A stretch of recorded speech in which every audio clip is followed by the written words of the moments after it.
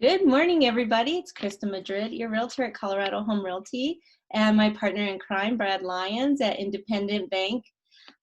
We also have Louren Ramirez, also new to Colorado Home Realty, joining us this morning. Hey, Louren. Hey, Christa, how are you today? Doing good, doing good. Brad, good morning. Good morning to you and happy Friday. Oh, I love Fridays. Friday's the day of the week where you have to take everything else that you were supposed to get done and cram it all into one day. I usually try to do that on Thursdays. Oh, wait, that's Monday. Yeah, Sorry. that's Monday. But for us as realtors, today is either Monday or late night Sunday. It's a day that ends in day, and you keep rolling. That's right. It's realtor day. So you said you had a busy week, Brad. Tell us about it real quick. Yeah, just keeping up with the pipeline this week and getting some clients taken care of, getting some appraisals ordered, which is good, getting some deals locked, which is good, moving some deals forward. It looks like it's going to be another pretty productive month for me. Just moving people into their good solutions. Oh, that's beautiful. I like hearing that. Yeah, for sure. It's with all the uncertainty out there, it's happening a lot of places. There's still obvious challenges that arise during the mortgage process, but there's certainly good deals to be had. Always. There's always a good deal. When you're looking for good stuff just emerges. And when you're looking for negative stuff, it's all around.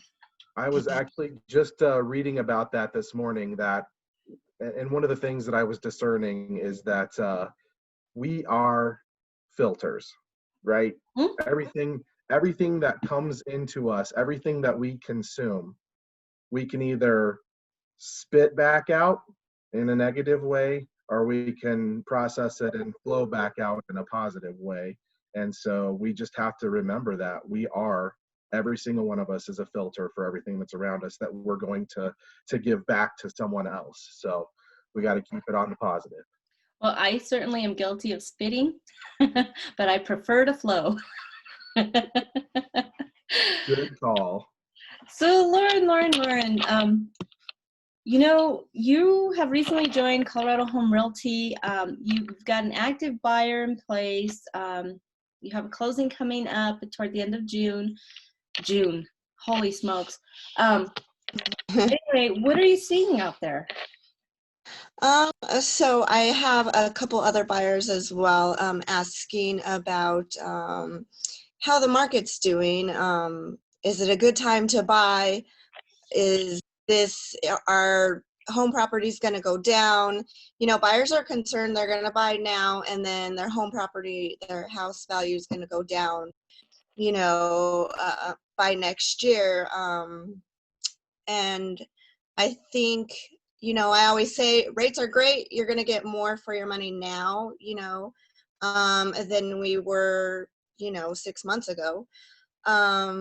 We have lots of inventory, lots of buyers out there and not enough inventory. So market's still strong. I try to reiterate that. And there's still programs going. CHAF is still going. Things are still moving. What are your thoughts about, where the market's going as well? So Brad and I were just, we had an offline discussion Monday and a little bit on Tuesday, right, Brad, about the jumbo loans opening back up, which is great news because I have 2 listings in the jumbo loan category. But FHA, VA, that's been stronger than ever. What do you say, Brad? Yeah, I mean, there's going to be bright spots, and with regards to jumbos, there was a time there, in the last month or so that the pricing on jumbos just kind of got so high that it really just didn't make a whole heck of a lot of sense. And there's still a limited number of investors that are getting involved with those right now, just because of market concerns and that kind of thing. But yeah, you're starting to see some of those creep back in. Some of the pricing becomes available again, and solutions are still there. And, as far as clients being concerned about their property taking a dip in value, next year. What we really got to realize here is that real estate is a long game. It's not a short game, right? We've been very spoiled in Colorado in that, we're seeing year over year appreciation every year going up in the high single figures, even into the double digits appreciation wise every year.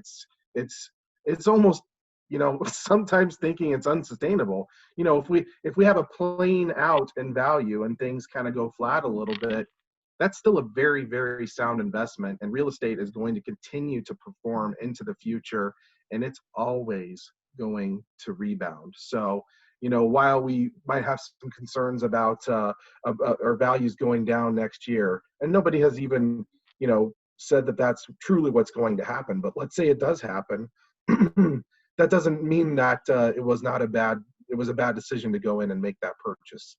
It means that the year after that, you're going to see the rebound and things are going to come back around again. So I wouldn't sweat that too terribly much. I like what you said there. And just to play off of that, when people buy homes, most of the people I work with are buying homes to live in them, to work in them, to play in them, to grow in them. They're not looking to sell next year. They're not looking to sell 2 years later. Sometimes life throws them a monkey wrench where they have no choice but to sell next year or the year late or 2 years later. But for the most part, they're committing to a 30-year mortgage. For the most part, they're committing to at least a 5 to 7 year lifestyle before they sell again. So what if the market does take a dip and their market value goes down? That their intent going into that house wasn't to sell next year or the year after. So they, again, like Brad said, it will rebound, but at the same time, are they really losing? Their house payment will go down. They'll save a little bit of money there because the taxes will decrease, the mortgage insurance will decrease, so there's a little saving grace, if you will. But other than that, people are afraid that we're heading for a bubble. And let's go back to the bubble. That was due to defective and fraudulent loans. That was due to people in the finance industry borrowing from Peter to pay Paul, and also robbing Mary along the way. If your dog had a pulse, he had a loan. If your child had a pulse, they had a loan. But we're not doing that anymore. If anything, COVID tightened lending restrictions. Again, I couldn't agree more with you on that part, Christa, because we're not headed for the same type of situation that was back then, because there were irresponsible procedures in place. Mm-hmm. And there was a major correction that was made in a regulatory sense that basically disallowed the type of thing to happen again. That's behind us. That's water under the bridge. So if we do see a recession, if we do see a change in market values, it's not going to be something where we're in a free fall situation. It's going to be something that is just really more of a blip in the radar of history, in my opinion. I mean, right. I'm not any kind of financial analyst, mind you, but totally recoverable within a short amount of time. And truly, being in Colorado for so long, the Colorado market tends to be out ahead of the rest of the states because people just want to live here. They want to be here. So our economy stays strong, our values stay strong, and we don't tend to have some of the major problems that some of the other metropolitan areas encounter. Right. So Louren, what do you say based off of that 2 cents that we each had? No, I think that's a great point, to go over with buyers. Like, this is a long-term investment that they are getting into. And most of the buyers that, I do work with are first-time home buyers. Mm-hmm. They're not investors. They're not looking to sell next year. They're not going to be upside down hopefully when they sell in 5 years, they'll have some type of equity they could come away with. I do have a couple of buyers that are asking about foreclosures because they're not understanding that you know, and maybe Brad can, you know, some Light on that? here, that, you know, foreclosures don't happen this quickly. I mean, this has been going on, you know, since the beginning of March. At this point, I'm just not seeing. I work in Commerce City a lot, and you know, it's not highly spoke about, but you know, it's a great place to start out.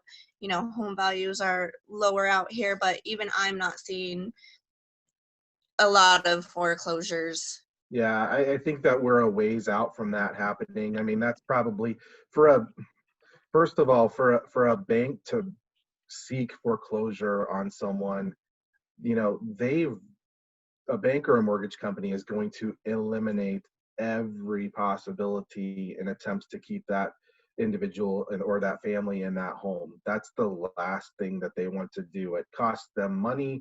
It's not only and it's a litigation risk for them too. I mean, you know, if they do something wrong and the client comes, you know, hires an attorney, and then the bank loses their security position. I mean, it opens up a can of worms that nobody wants to deal with. So a bank is going to do everything in their possibility to keep a client in their home, and foreclosure is just the last, you know, worst case scenario. So to get to that point, I mean, sometimes that takes 12, 18, 24, even 30 months. 36 months. Yeah, I Sometime. mean, I remember that one I had, Louren. it could be Yes. a very long time before we see any sort of foreclosure availability come into the market, and really, and if the few that come onto the market as a result of all of this stuff, those are probably, in my opinion, not going to be something that's available to, you know, your first time home buyer. It's going to be like the investors are going to snatch that stuff up faster than you can say it's gone. So it's the likelihood of those becoming available to the general public. I just don't see that happening anytime soon, in my opinion. I mean, and anytime soon, I say in the next 12 to 18 months, it's just not something that I think is going to become a thing again anytime very soon. So one of the things that I want to play off of there is, because prior to this year, I worked the NED list, the Notice of Election and Demand list, which is AKA the foreclosure list put out there by the title companies. Not everybody on that list is in true foreclosure. They might be late on some payments. A foreclosure may have never taken action. Yeah, we see some people who have lost jobs who looking for a job. It seems a little bit hopeless right now. I get that, but it's our job as realtors and as lenders to counsel them so that the bank doesn't foreclose on them. The bank doesn't want their house. That's the last thing the bank wants, is their house. Like Brad said, they're going to make every attempt. It's like a bad relationship. They're going to keep taking them back, taking them back, taking them back until they can't perform anymore. Quite true. And the bank is going to give these folks every opportunity to walk away with some money in their pocket. These folks are going, it's our responsibility to let them know, okay, based off of where you are in your foreclosure, if you will, or based off of where you are behind on your payments, because sometimes being behind gets them on that list. I personally have been there myself. I was behind a month or two for over 12 months. It's a hard pattern to get out of, but yes, I was on that list, and this was many years ago, but I personally know the pain of that. And it's our job to make sure that they walk out as unscarred as possible, that they walk out successful, so they're not homeless, so they're not moneyless, so they can start their life again. And that way, in 2 years, when they're strong again, or 3 years when they're strong again, they can re-enter the market as first-time home buyers. Again, it's our job to position them for success. Definitely. So you wanted to talk real quick about third and fourth quarters. What has you, I mean, because, you know, it's speculation at this point, but what has you concerned about third and fourth quarters, Louren? I see there's been a lot of price drops. I think that's where the concern comes in about, oh my goodness, house values are dropping. Mm-hmm. No, there, I feel that some of the stuff that is dropping might have been overpriced to begin with. But I think we're going to have a strong fourth quarter. People are coming out of the woodworks buying. People are still selling. You know, there's three basic human needs: shelter, food, and clothing. I mean, there's always going to be people buying. There's always going to be people selling, no matter what the market is showing. And that's what I try to emphasize to buyers and sellers, that we're not stagnant. We're still moving forward. There's still people out there doing both. One of the things I think that we need to continue to remind folks is this isn't the stock market. This is one of the best investments they can put their money into for their family, not to help Walmart grow or Pepsi Cola grow or whomever.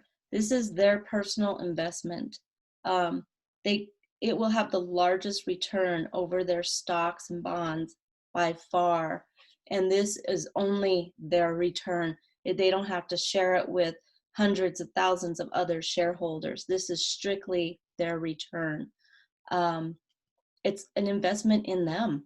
If they're paying their insurance, which they should be, everybody should be, you know, we don't have a choice over that.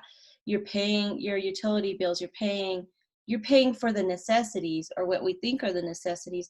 Shelter, like you said, is one of those. We've got to invest in that to protect us. That's investing in us. Whatever we put our money into, it's to protect us.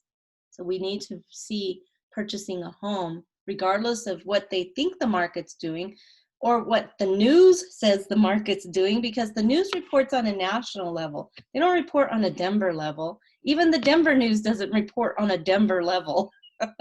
So they've got to do what's right for them, because again, real estate will always rebound and give them the best return on investment.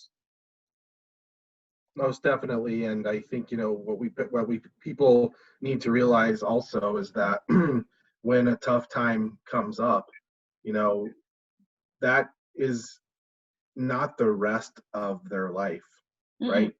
It's a snapshot in time. It goes in the picture album, you know, and you have that memory of what happened, but you also find ways to rise up and move beyond it, and just continue to keep climbing for the top. And there's going to be peaks and valleys in the life of a home owner's owning of their home. There's going to be times where they got to go a week or a month out without their air conditioner, because their air conditioner went out, and they got to find a technician. They got to find a good deal. They got to have money to replace it. Yeah, I mean, there's going to be times where things are going to kind of suck, you know, and you just have to persevere and know that good things are going to continue to come, and keep that positive mental attitude. Well, and then there's also the other stuff. You're going to send Junior off to college in another 8 years, because he's what, 10 years old right now. Send him off to college. Guess what? That house you live in right now may no longer be the size of house you need then. Whether you're upsizing or downsizing, you're going to sell that house. Guess what you're going to have? Equity. Guess what you could do to help Junior with his tuition while he's paying for his books, or vice versa, or you know, set that money aside for Junior's little sister or what have you, you know, and use a little bit of that money maybe to make your next purchase, and set that other money aside. You know, it's like a piggy bank. Our homes, believe, you know, and people forget that they are like a piggy bank. All people tend to remember is, God, all the interest I'm paying, You know what? Yeah, we do pay a lot of interest. There's a price to do business, and there's a price to not do business. You know, what, the pain of regret or the pain of growth. That's what I'd chalk it up to. But you know what?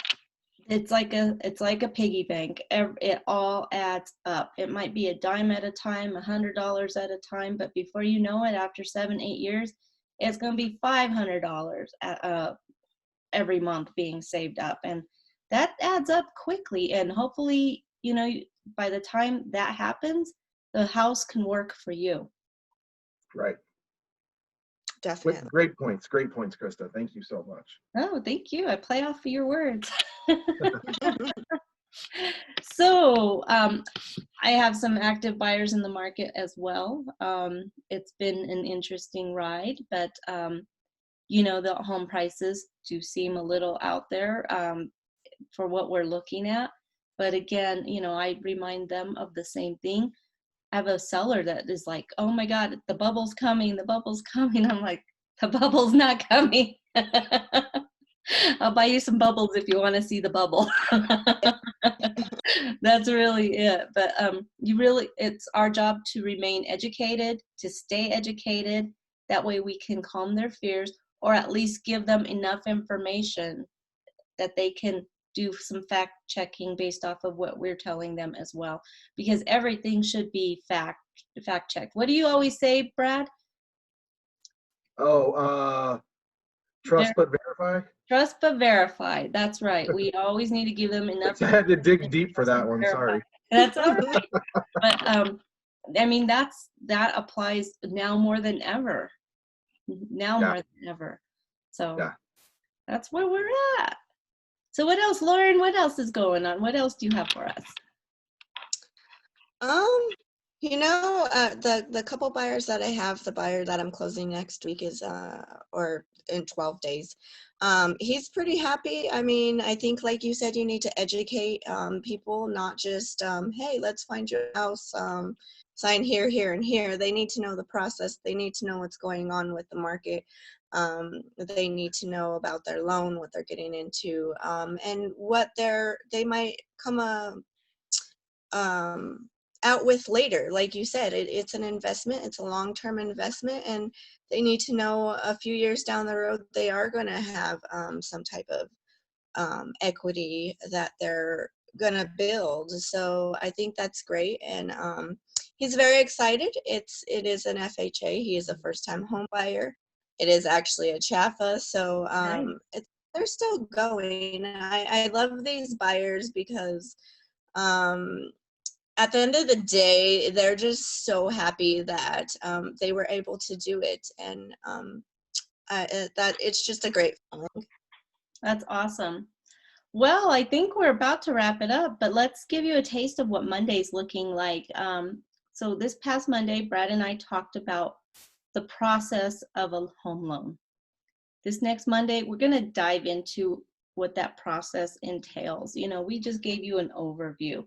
But when the lender's asking you for information, we're going to tell you why you need to get it to them. When they're asking it to you again, we're going to tell you why. We're going to prepare you for the second and possibly third asks. And that way you're not surprised. It's coming.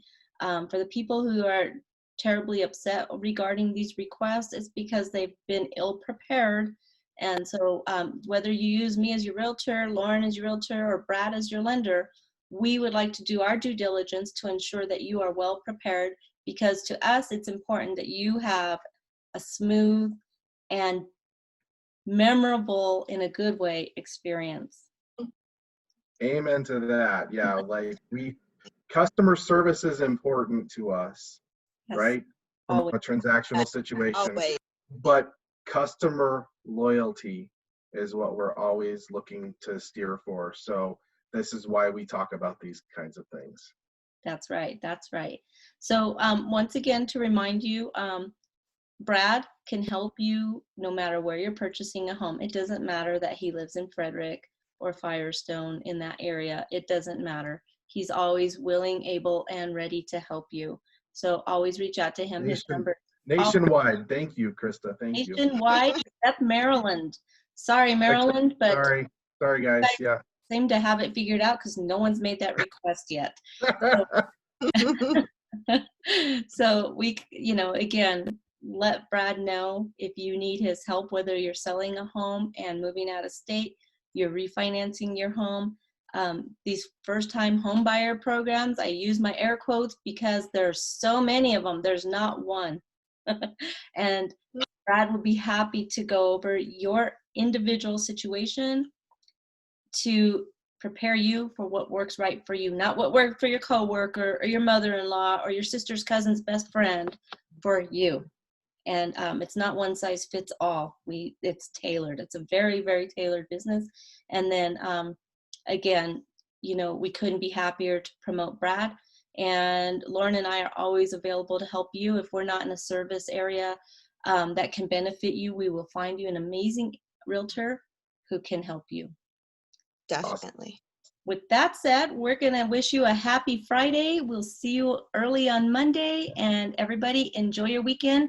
Be safe out there, and let's go sell some homes. Talk to you all later. Take care.